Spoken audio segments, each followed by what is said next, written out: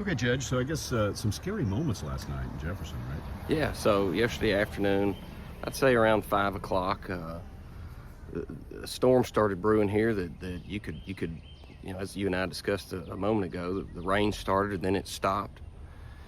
And you could feel the pressure in the air just completely change. It was pretty eerie. So in good county judge fashion, I jumped in the car and drove around and made sure that people were okay, things were good to go, and fortunately, thank God they were. The Lord was blessed us, and it scooted right over us, but you never know, in times like that. You expect people to call and say, hey, there's something going on out here, but you don't think about it. But after a storm hits of that magnitude, or I'll give you an example, about 2 or 3 years ago, we had a tornado on the west end of the county come out of Upshur County into Marion County. And it was, I can't even remember, middle of the night, early in the morning.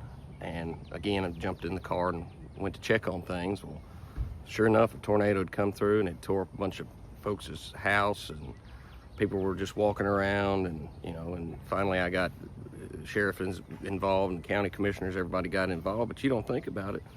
When something like that happens, not only are people in shock, but they may or may not have a way to contact the sheriff's department. Cell phone towers are down.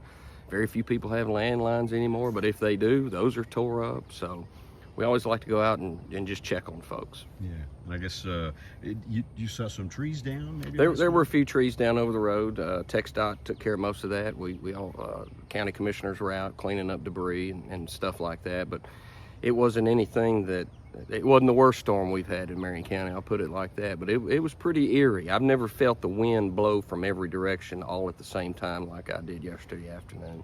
Yeah, scary moments. It can get scary pretty quick. Mm-hmm. And so I guess the damage to structures, I guess it just didn't happen really. No, it was more tree debris, yard debris, stuff like that blowing around. As you can see behind us, some limbs fall down, but hey, we can get that pretty quick.